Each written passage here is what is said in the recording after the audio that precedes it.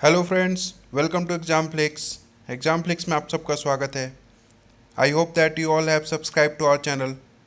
अगर आपने हमारा चैनल अब तक सब्सक्राइब नहीं किया है तो प्लीज़ सब्सक्राइब कर लें और बेल आइकन को ज़रूर दबाएं ताकि जो भी नोटिफिकेशन हो वो आप तक सबसे पहले पहुंचे।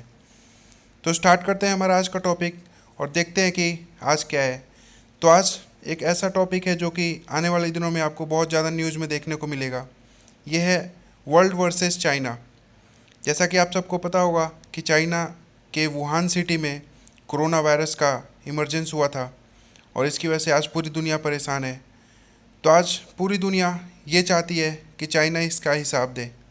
हिसाब इन द सेंस चाइना इस चीज़ को प्राइवेट करे कि आखिर ये वायरस किस वजह से ओरिजिन हुआ, क्या रीज़न है इसके पीछे, और इसके इन्वेस्टिगेशन में पूरी तरह से मदद करे। इसी को लेके वर्ल्ड वर्सेस चाइना में तनातनी हो रही है। लेकिन वर्ल्ड के व्यूज़ में मेनली कंट्रीज़ कनाडा, जापान और France, Germany, UK, Australia, New Zealand और यूएसए, ये जो मेन इकोनॉमिक वायबल कंट्रीज़ हैं, इन्होंने अपना एक पूरा का पूरा वॉर टाइप सिचुएशन खोल दिया है। इकोनॉमिक वॉर, और जो भी सोच लें आप, वैसे टाइप का वॉर एक चाइना के खिलाफ खोल दिया है। लेकिन अभी तक इंडिया ने अपना पोजीशन क्लियर नहीं किया है।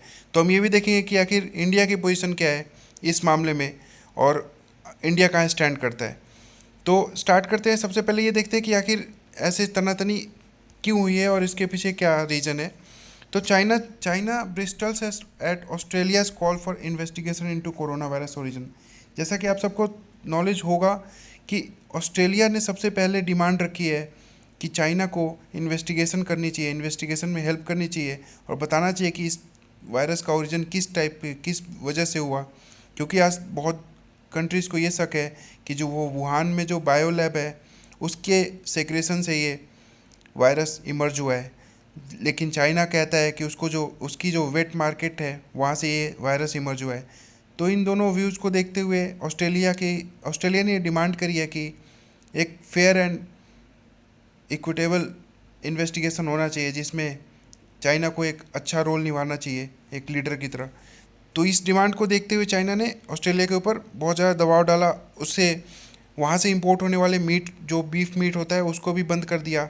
और ऑस्ट्रेलिया ने भी लगभग अपने जो भी इंपोर्ट एंड एक्सपोर्ट होते हैं वो बंद कर दिए हैं।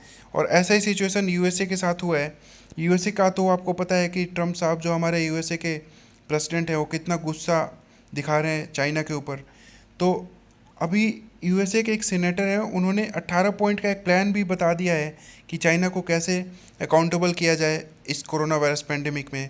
उन्होंने पूरा 18 पॉइंट बताया है, जिसमें से एक पॉइंट आपको दिख रहा होगा कि enhancing military ties with India. ये भी 18 पॉइंट में से उनका एक पॉइंट है कि एक इंडिया के साथ हम मिलिट्री टाइज को इन्हेंस करें ताकि चाइना के ऊपर प्रेशर बढ़े और चाइना के ऊपर ये दबाव हो कि ये वायरस कहाँ से आया। और उसमें एक और एशिया के लिए है, जो साउथ एशिया के लिए एक पॉइंट है कि deepening military strategic ties with India, Vietnam and Taiwan and prominent suggestions are moving manufacturing chain from China and. ये जो चाइना के बाहर जा रहे जो भी मैन्युफैक्चरिंग सेक्टर है उसको उस तरफ डाइवर्ट करना चाहते हैं। 18 पॉइंट फार्मूला में ये भी दे रखा है कि आप या तो इंडिया में डाइवर्ट करें उसको या फिर ताइवान, वियतनाम में डाइवर्ट करें। जो भी कंट्रीज आपको अच्छी लगे उसमें डाइवर्ट कर सकते हैं।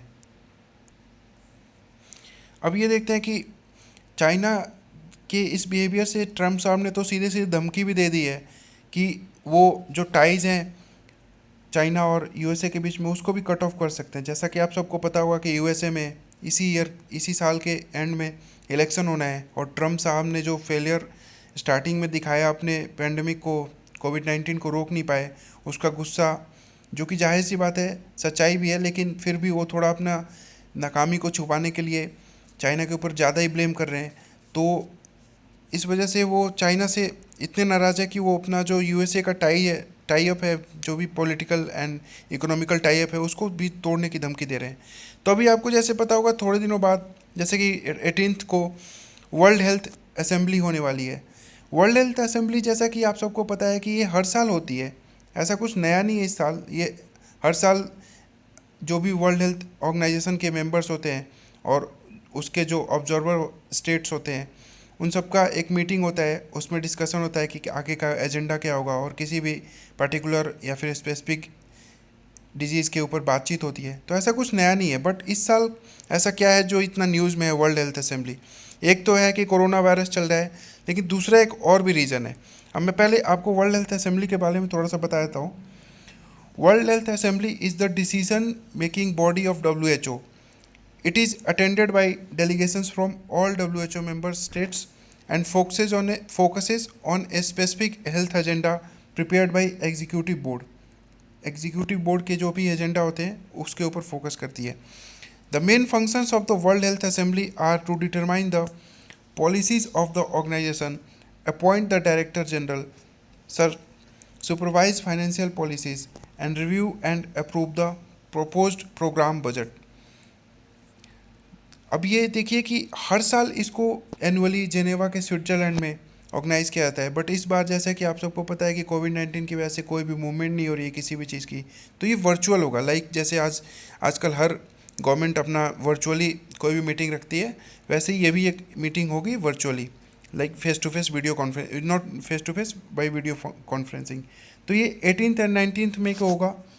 इसमें वोटिंग होगी जिसमें ये डिसाइड होगा कि ताइवान, जिसने कि एक बहुत अच्छा परफॉर्मेंस दिखाया है, being a country which is situated besides China, उसके वहाँ पे सिर्फ 440 केसेज आए थे कोविड-19 के, और सिर्फ 7 डेथ्स हुई थी।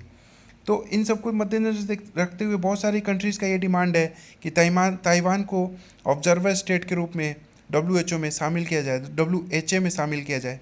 बट ये एक चाइना के लिए एक बहुत दुखती रथ पे हाथ रखने वाली बात है, बिकॉज चाइना नहीं चाहता कि ताइवान एक ऑब्जर्वर स्टेट के रूप में आए। वो मैं बताऊंगा क्यों। बट यही एक बहुत बोन ऑफ कंटेंशन बना हुआ है चाइना और वर्ल्ड के बीच में, क्योंकि वर्ल्ड चाहता है कि ताइवान WHA का ऑब्जर्वर स्टेट बने। तो इंडिया के लिए इतना क्यों प्रॉब्लमेटिक सिचुएशन है अभी?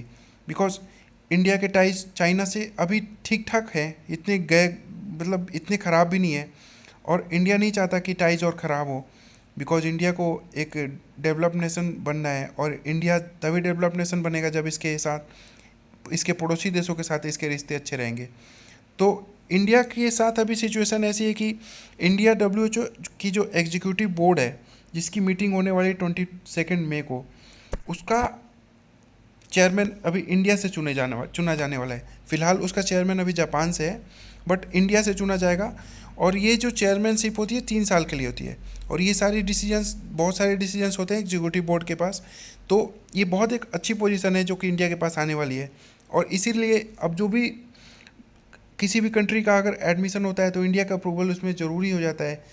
तो इसलिए इंडिया एक बहुत अच्छा रोल प्ले करने वाला है आज के सिचुएशन में। अब हम ये देखते हैं कि ये जो एग्जीक्यूटिव बॉडी है, इसका कॉम्पोजिशन क्या होता है। तो the executive board is compose of 34 technically qualified members elected for 3-year terms. The annual board meeting is held in January when the members agree upon the agenda for the World Health Assembly and the resolution to be considered by the Health Assembly. A second shorter meeting takes place in May, जो कि अभी होने वाली है, as a follow up to the Health Assembly, जो कि जनवरी में अगर डिसीजन लिया जाता है उसका फॉलोअप के लिए हम मई में दूसरी मीटिंग हेल्ड करते हैं। तो ये 34 मेंबर्स की एक बॉडी है, टेक्निकली क्वालिफाइड बॉडी है, और जिसका जो चेयरमैनशिप है वो इंडिया के पास आने वाला है।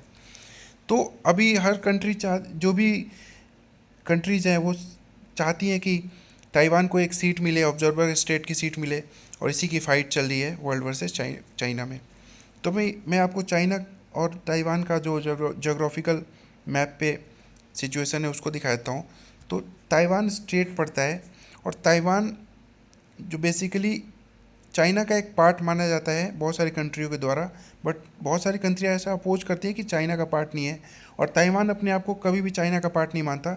वो एक अपने आप को डेमोक्रेटिक इंडिपेंडेंट सॉवरेन कंट्री मानता है। तो ये करंट सिचुएशन है। तो मैं थोड़ा सा ताइवान के बारे में आपको बताता हूँ। ताइवान का जो ऑफिशियल नाम है उसको हम रिपब्लिक ऑफ चाइना कहते हैं। ये आप बहुत ही ज़्यादा कन्फ्यूजन हो जाएगा नए स्टूडेंट्स को जो कि नहीं जानते हैं ज़्यादा। रिपब्लिक ऑफ चाइना कहते हैं ताइवान को, बट जो चाइना है, मेनलैंड चाइना है, उसको हम पीपल रिपब्लिक ऑफ चाइना कहते हैं, पीआरसी। तो ये ध्यान रखने वाली बात है। और ताइवान की जो कैपिटल है वो ताइपी कहते हैं उसको, ताइपी नाम है उसका। और एक बात और ध्यान रखने वाली है, Taiwan is not a member of the United Nations. Taiwan जो है यूनाइटेड नेशंस का मेंबर नहीं है। अब एक सिचुएशन ऐसी आई थी 1971 में, जब वर्ल्ड के पास दो सिनारियो था। चाइना ने कहा कि या तो आप मेरे साथ रिश्ता रखो या फिर ताइवान के साथ रखो। ऐसा पॉसिबल नहीं हो सकता, बिकॉज अगर आप मेरे साथ रिश्ता रखोगे तो आप जो ताइवान है वो भी मेरा ही हिस्सा है, तो आप इनडायरेक्टली ताइवान के साथ भी रिश्ता रख रहे हो। तो वर्ल्ड लीडर्स ने सोचा कि जो ताइवान है वो एक बहुत छोटी सी कंट्री है और उसकी इकोनॉमी इतनी वायबल नहीं है, और चाइना है वो बहुत बड़ी कंट्री है, बहुत इकोनॉमिकली वायबल है, तो क्यों ना चाइना के साथ रिश्ता रखा जाए। तो इस वजह से यूएन की मेंबरशिप ताइवान को नहीं मिल पाई और चाइना को वो मेंबरशिप मिली, और ताइवान भी उसी के अंदर बहुत सारी कंट्रीज़ ने उसको रिकॉग्नाइज़ किया चाइना के अंदर। और जो ताइवान की करेंसी है उसको हम न्यू ताइवान डॉलर कहते हैं। तो अब देखते हैं कि चाइना ने एक पॉलिसी मर्ज की थी, new China's one one China policy, जो कि बहुत फेमस पॉलिसी है। अब इस पॉलिसी के अंतर्गत देखते हैं क्या होता है। The policy can be track back in 1949। ये बहुत पुरानी 1949 की एक पॉलिसी है। And the end of the Chinese civil war. ये चाइनीज सिविल वॉर जो 1949 में एंड हुआ था उस टाइम की पॉलिसी है। The defeated nationalist also known as the Kuomintang retraced to Taiwan and made it their seat of government, while the victorious communists began ruling the mainland as the People's Republic of China। जो party हार गई, जो भी nationalist party जिसको हम क्यूमिनटैंग कहते हैं, वो हारने के बाद ताइवान में शिफ्ट हो गए और उन्होंने अपना गवर्नमेंट वहाँ पे शिफ्ट कर लिया। और जो जीती, जो कि कम्युनिस्ट रिजीम जीती, वो रिपब्लिक ऑफ चाइना में अपने वहाँ से रूलिंग करना स्टार्ट कर दिया। और both side said they represent all of the China. लेकिन दोनों, खास बात यह है कि दोनों साइड ये कहते हैं कि जो चाइना है, जो मेनलैंड चाइना और ताइवान, वो दोनों ये कहते हैं कि वो पूरा चाइना को रिप्रेजेंट करते हैं। अब वन चाइना पॉलिसी क्या है, इसके अंदर क्या होता है। The one China policy refers to the policy और views that there is only one state called China despite the existence of two government that claims to be China. अब one China policy में ये है कि China ने ये कहा है कि अगर आपको मेरे साथ कोई रिश्ता रखना है तो सिर्फ मेरे साथ ही रखना है। अगर आप ताइवान के साथ रिश्ता रखते हो तो मेरे साथ आपका कोई रिश्ता नहीं होगा। सिंपली यही है, क्योंकि चाइना को रिप्रेजेंट करने के लिए चाइना, मेनलैंड चाइना भी बोलता है और ताइवान भी बोलता है। तो कंट्रीज़ जो भी कंट्रीज़ हैं उन्होंने मेनलैंड चाइना के साथ ही रिश्ता रखना मुनासिब समझा, बिकॉज वो इकोनॉमिकली वायबल है। अब देखते हैं कि as a policy this means that countries seeking diplomatic relations with People's Republic of China must break official relation with Republic of China and vice versa.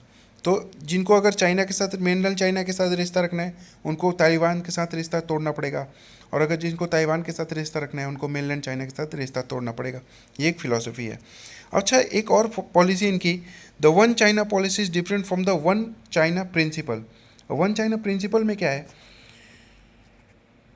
Principal that insist both Taiwan and mainland China are inalienable part of single China.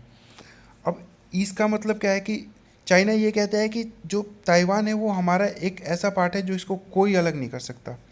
तो आपको ये ध्यान रखना है कि India ने one China policy को तो रिकग्नाइज़ किया है। इंडिया ये सोचता है कि वन चाइना पॉलिसी है, क्योंकि इंडिया ने चाइना के साथ रिश्ता रखा है, ताइवान के साथ इतना रिश्ता नहीं है, हमारा डिप्लोमेटिक रिलेशन इतना नहीं है। और जो हमारा जो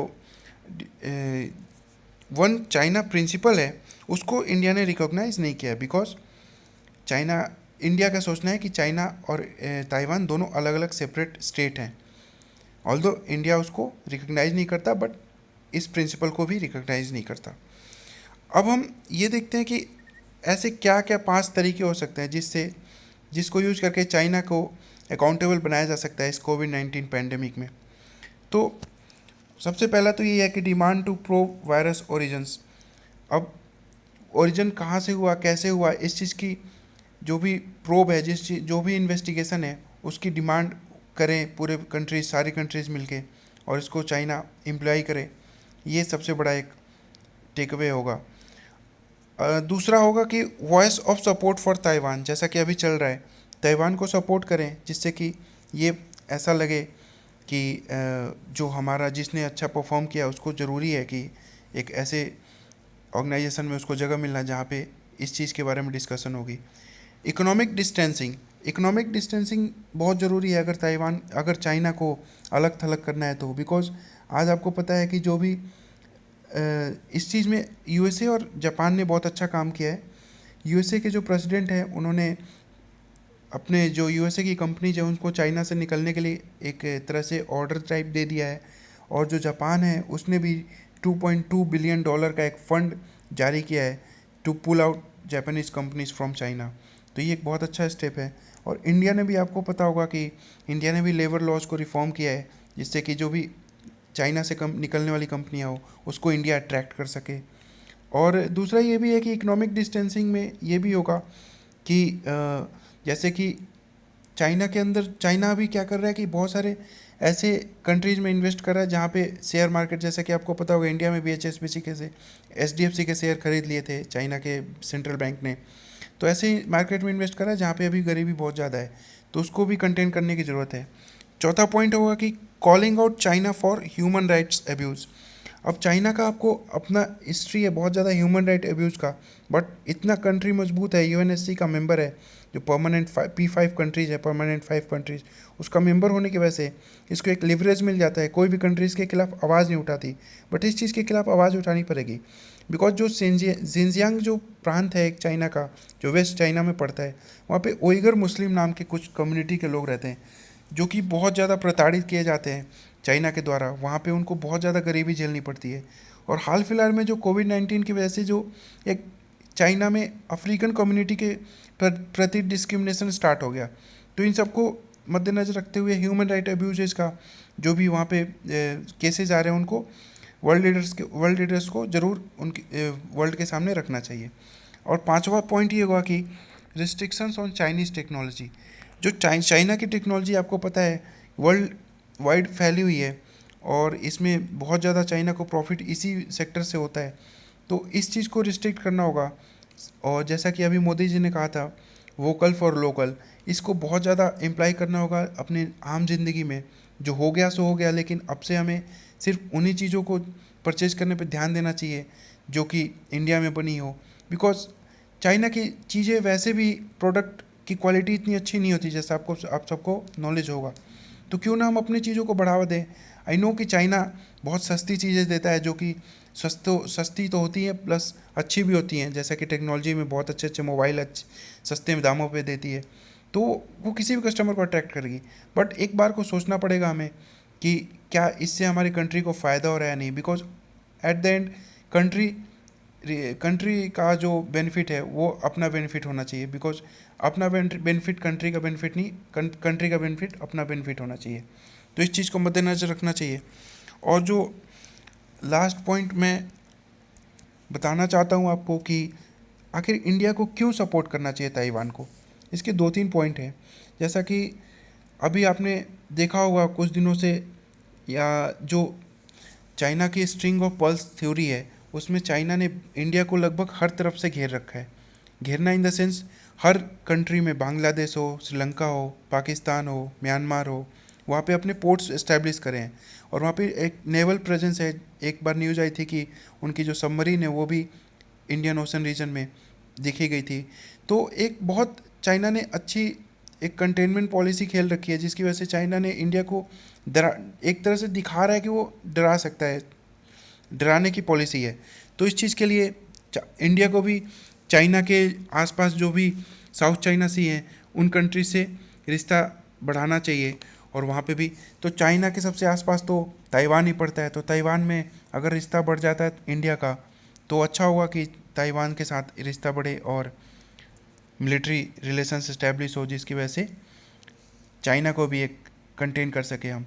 दूसरा रीज़न ये है कि आपको पता होगा कि चाइना ने जो कुछ दिनों पहले एक टेस्टिंग किट भेजी थी वो फॉल्टी किट निकली। तो आखिर वो हमारी हेल्प करके भी क्या फ़ायदा, जो मतलब हेल्प कर रहा है लेकिन फॉल्टी किट भेज रहा है। वहीं पे अगर देखा जाए तो ताइवान ने हमें 1 मिलियन मास्क डोनेट किया, जो कि हेल्थ पर्सनल के लिए था इंडिया में। तो कितनी अच्छी बात है, एक कंट्री जो कि 1 मिलियन मास्क दे रही है, और दूसरी कंट्री जो कि हम खरीद रहे हैं उनसे चाइनीज़ टेस्ट किट जो कि हमने खरीदा उनसे, वो भी उन्होंने अच्छा नहीं दिया। तो क्यों हम उनका सपोर्ट करें? इससे अच्छा कि हम ताइवान का सपोर्ट करें। तो ये कुछ रीजंस है जिसकी वजह से हमें ताइवान का सपोर्ट करना चाहिए। लेकिन आपको एट द एंड ये ध्यान रखना होगा कि ये जो कोट है, international politics like all politics is a struggle for power. क्यों हो रहा है ये सब? सबसे बड़ा रीज़न यही है कि सबको पावर चाहिए, सब चाहते हैं कि हमारी कंट्री आगे चली जाए, इसी वजह से तो हो रहा है।